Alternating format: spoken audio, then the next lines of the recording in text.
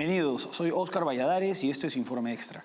Hoy vamos a hablar de Colombia. Este domingo, 21 de junio, se realizará la segunda vuelta presidencial entre Abelardo del Espriella, candidato de la derecha alternativa al uribismo, y el candidato oficialista Iván Cepeda, un candidato de izquierda radical. Para analizar el clima político de Colombia previo al balotaje nos acompaña Juan David García, director de Libertank.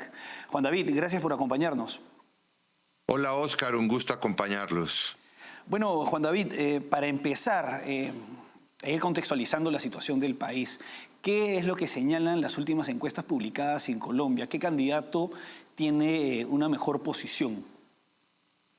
Bueno, pues según la encuesta que ha sido más precisa, más acertada, que más se acercó sobre todo a las tendencias, porque recuerden que las encuestas no nos muestran exactamente cuál va a ser el resultado, sino más o menos la tendencia de los candidatos, muestra que esa Atlas Intel, ustedes conocen, y que fue la más precisa para la primera vuelta, pues pone a Abelardo de la Espriella en torno al 52% de la votación, con tendencia ascendente, y a el candidato Cepeda alrededor del 44%.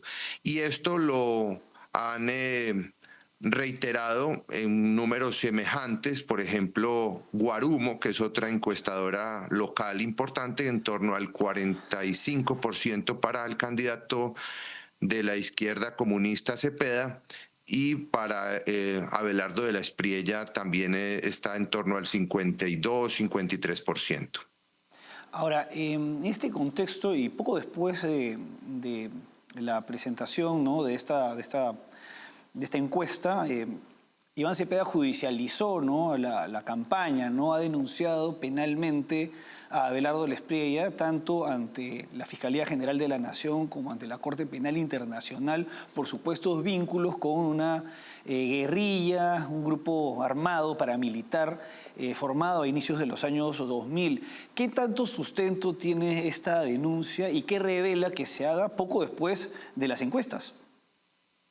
Bueno, lo que estamos notando en estos últimos días, desde que se produjeron los resultados de la primera vuelta, es que Cepeda, el mismo presidente Petro, el pacto histórico, que es su entorno político de extrema izquierda, pues quedaron un poco, o en gran medida, mejor, sorprendidos por los resultados, y entonces han venido atacando, como se conoce en el argot de la extrema izquierda colombiana, combinando todas las formas de lucha. Entonces tenemos pues digamos la influencia de los grupos ilegales, tenemos la influencia del Estado y del gobierno, tenemos también todas estas presiones mediáticas con especialmente los medios de comunicación afines y controlados por el Estado, y tenemos también esta parte judicial, lo que conocemos como el lawfare.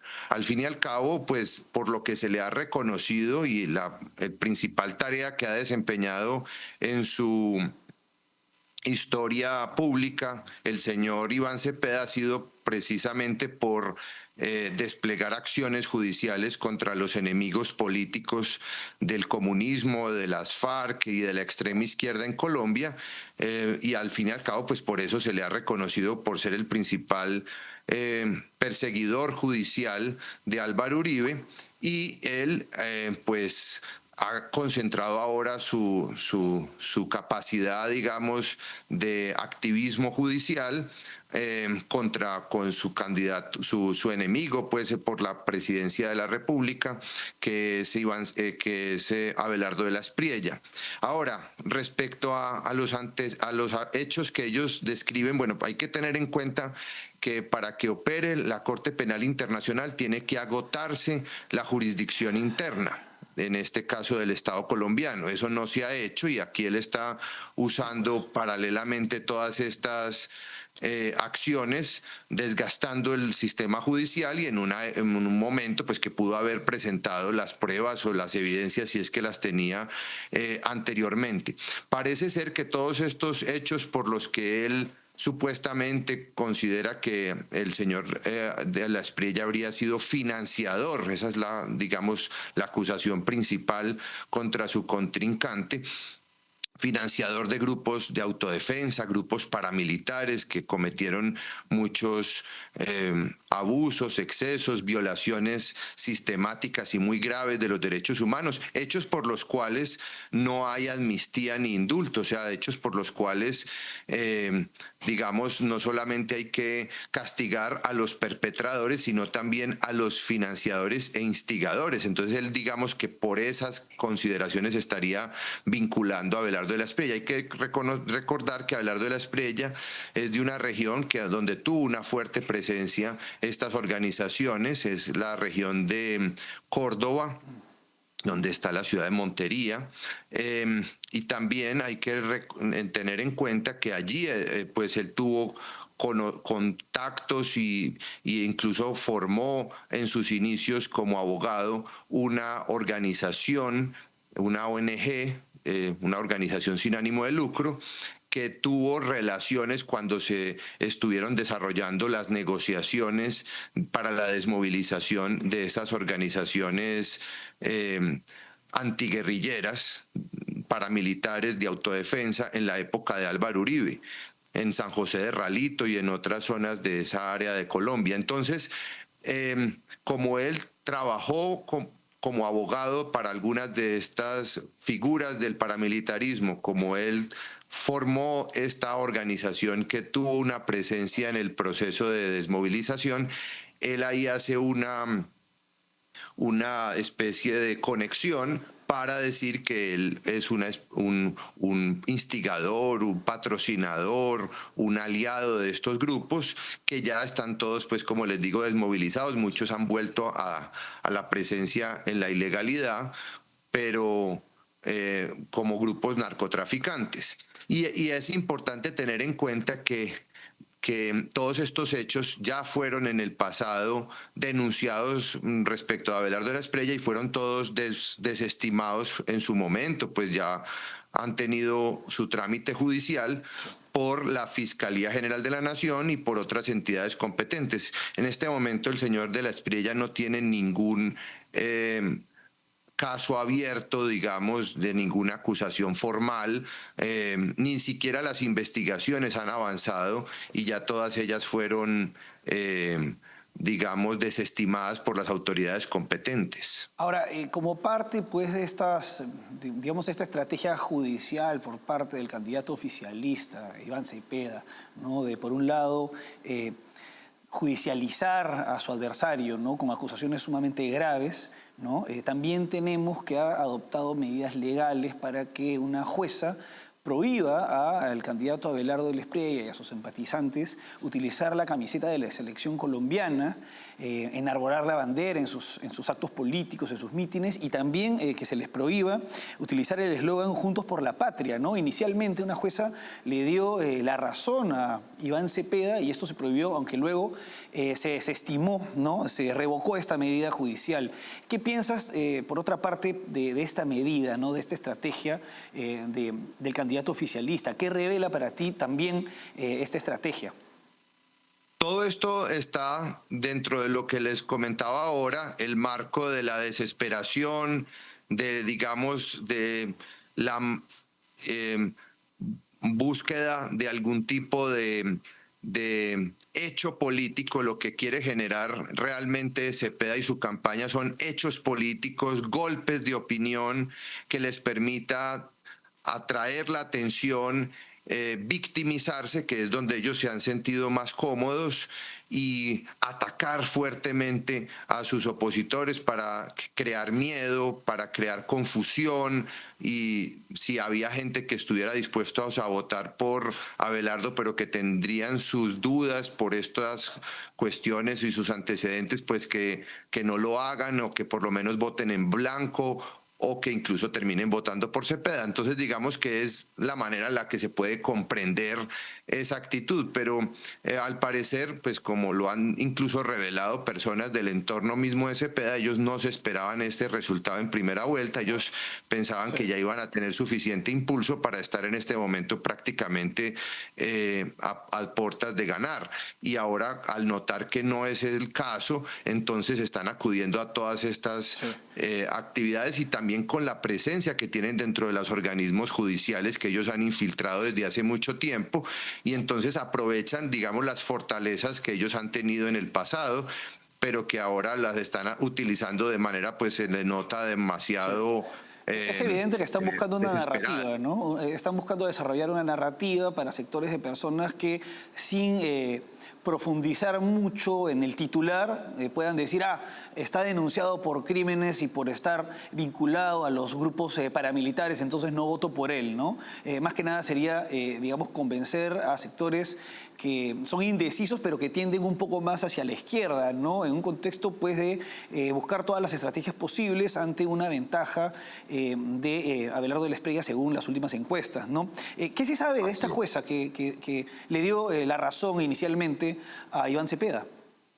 Se sabe que era simpatizante, cercana a ellos. Por eso les digo que ellos tienen una gran presencia dentro de la rama judicial, y es lo que saben, que cuando presentan tutelas, estas son acciones para proteger derechos fundamentales, y este caso del uso de la bandera, de firmes por la patria, ese tipo de expresiones, ahí no están derechos fundamentales, que son la vida, pues el derecho digamos, a la dignidad, todo ese tipo de aspectos que la Constitución contempla.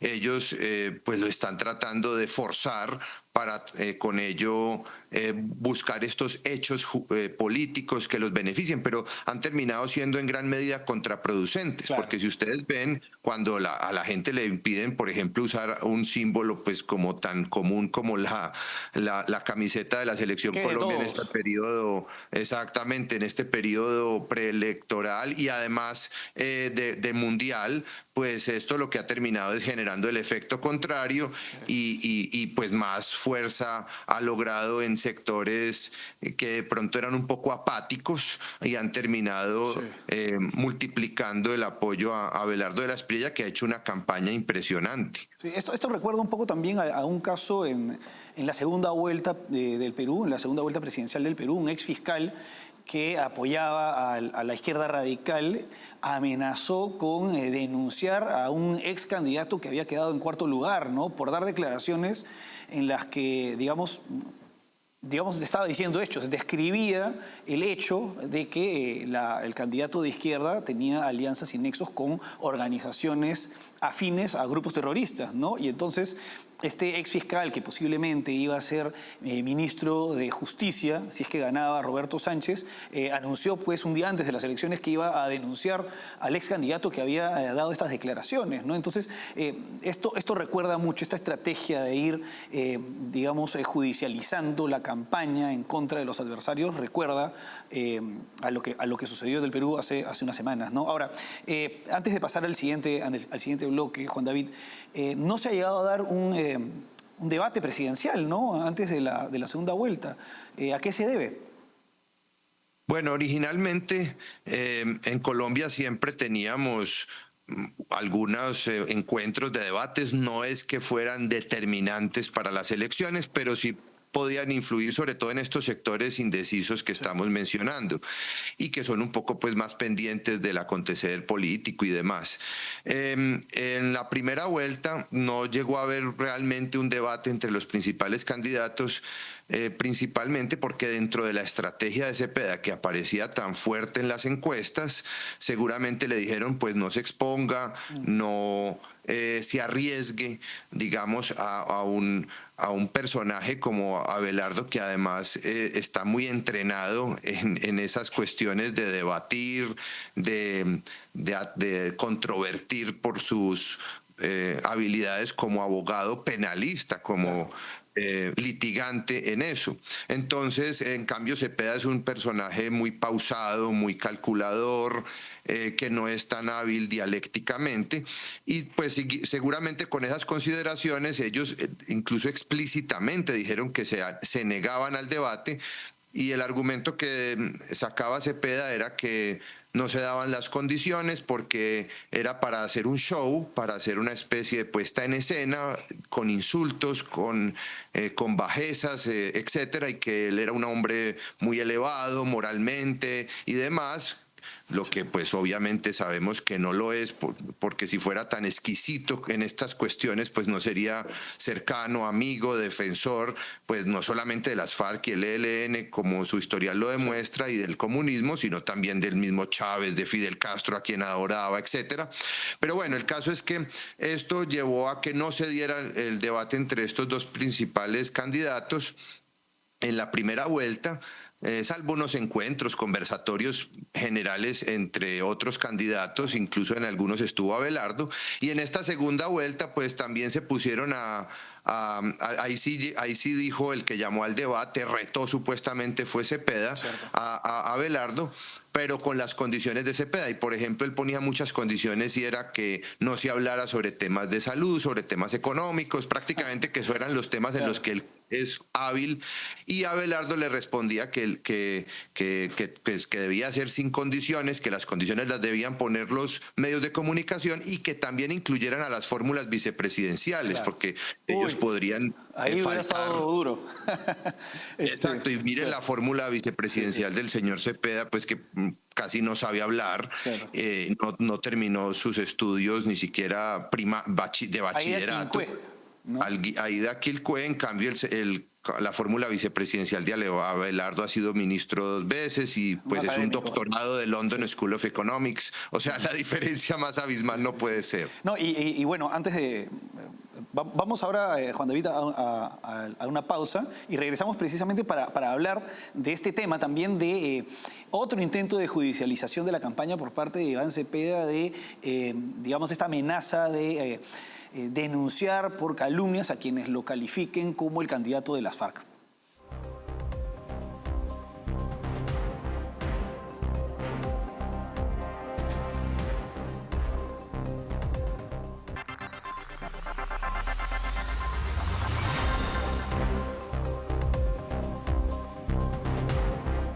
Seguimos en Informe Extra analizando la coyuntura política de Colombia a pocos días de la segunda vuelta presidencial, acompañados por Juan David García, director de Libertank. Juan David, hay una lista de excomandantes de las FARC que han dado su apoyo explícito a Iván Cepeda, ¿no? Hay nombres como Rodrigo Londoño, alias Camarada Timochenko, muy conocido, Ricardo Telles, alias Rodrigo Granda, Mauricio Jaramillo, alias El Médico, Félix Antonio Muñoz Lascarro, alias Pastor, en fin, son varios, es una lista larga, ¿no? Se trata de personas culpables de diversos crímenes que han resultado impunes, ¿no? Por diversos acuerdos políticos en el país, ¿no? Entre esos crímenes está el reclutamiento de más de 18.000 menores de edad. En fin, además el Partido Comunes, que es el partido de ex integrantes de las FARC, también ha dado su apoyo directo y abierto a Iván Cepeda, ¿no? Sin embargo, el candidato oficialista señala que amenaza, ¿no? Con denunciar por calumnias a quienes lo llamen el candidato de las FARC. ¿Qué piensas de esta amenaza ante la descripción de la realidad? Exactamente, es continuar con la judicialización de la política y la politización también de la justicia, que está siendo utilizada como una herramienta de lucha de manera por el descarada, poder, de forma abierta y descarada, cuando de forma clara, reconocible, pues digamos, yo les recomiendo a la audiencia un documental que es una manera de acercarse a la comprensión de esta cuestión sobre la relación entre el señor Cepeda y estas organizaciones, un documental que se llama El Heredero, de Impacto 24/7. Y ahí se cuenta en 2 episodios las relaciones que vienen desde los padres de Iván Cepeda, fundadores del partido, pues desde los fundadores de las estructuras del Partido Comunista, desde las que surgió las FARC. Su padre incluso, que fue después miembro de un partido que fue exterminado en una lucha política y criminal, incluso pues fue asesinado por grupos paramilitares, el señor Manuel Cepeda Vargas. Él era partidario de la línea más dura dentro de las FARC y del Partido Comunista, que incluyera la lucha armada y la combinación de todas las formas de lucha. Y su mamá, Gira Castro, bueno, por eso aquí incluso en el pasado hemos contado todo su periplo por Europa, cuando estudió en Bulgaria, etcétera. Entonces todo esto nos muestra que este señor le da mucha rabia que lo relacionen con los que al fin y al cabo son sus amigos. Entonces, es porque ellos siempre se disfrazan, es el estilo que ellos utilizan, se disfrazan de socialdemócratas. Cuando no lo son, evidentemente. Cuando en realidad son socialistas comunistas. Sí. Carnívoros, se disfrazan de vegetarianos, de una socialdemocracia, pues que es normal en una democracia republicana. Claro. Pero que en este caso ellos están disfrazándose de eso para realmente avanzar su agenda, que incluye constituyente, que incluye pues la destrucción del sistema republicano y de libertades, que con todos sus defectos es en el que se vería obligado a gobernar Abelardo de la Espriella. En cambio, lo que viene es a terminarlo de destruir desde adentro, como ya lo empezó a hacer Petro. Efectivamente, ¿no? Se disfrazan de socialdemócratas cuando no lo son, para utilizar las reglas del sistema democrático para acceder al poder y desde ahí destruir desde adentro el sistema de democracia representativa, ¿no? Y es sumamente importante que no solamente los colombianos, sino en general los hispanoamericanos sean conscientes de lo que representan verdaderamente estas alternativas políticas. Un peligro que la historia ha demostrado que se manifiesta como organizaciones, como formas de Estado que traen pobreza, represión y además tragedia, pues, ¿no? Entonces, y además en este contexto tenemos que el candidato Iván Cepeda ha publicado en su cuenta de X la canción de los prisioneros, ¿por qué no se van del país?, ¿no? Lo cual es lo que termina sucediendo siempre en los regímenes que él tiene como referentes, donde la gente termina escapándose, saliendo, los balseros de Cuba, la gran migración venezolana, la gente que escapaba de Alemania del Este, en fin, los que se escapan de Corea del Norte. Entonces, es una amenaza velada que publique la canción ¿Por qué no se van del país?, ¿no? En caso de que él llegara al poder.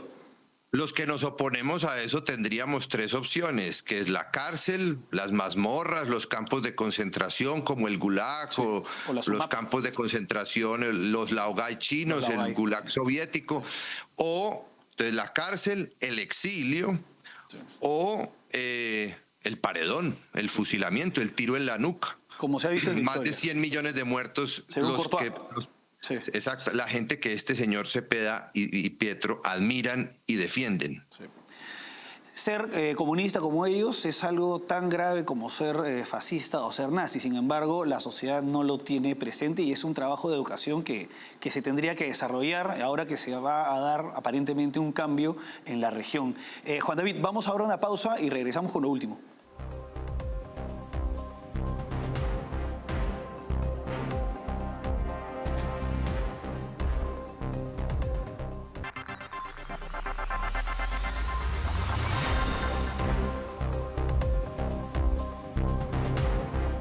Seguimos en Informe Extra, acompañados por Juan David García, director de Libertad, analizando la coyuntura política de Colombia a pocos días de la segunda vuelta presidencial. Juan David, una parlamentaria, me parece que vinculada o cercana al pacto histórico, ha promovido la suspensión temporal de Gustavo Petro como presidente, ¿no?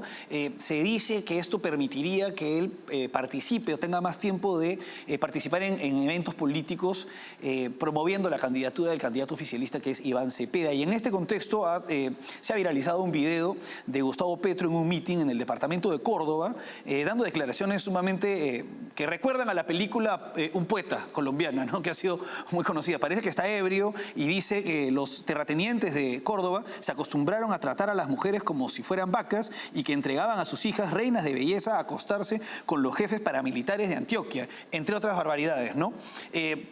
¿Cómo han sido tomadas estas declaraciones por los ciudadanos de Córdoba y en general por la ciudadanía colombiana, ¿no? En su conjunto? Sí, o sea, es parte de ese mismo desespero, de esas pataletas de ahogado, porque realmente lo que se refiere a la suspensión de Petro es inconstitucional. O sea, el presidente solo lo puede suspender el Senado de la República previa acusación de la Cámara de Representantes, que además es sustentada por la Comisión de Acusaciones. Esta señora congresista pertenecía a esa comisión. Y respecto a las otras declaraciones, pues se dice que Petro realmente estaba bajo los efectos de alguna sustancia alucinógena que después se le ha acusado a él que lo tiene.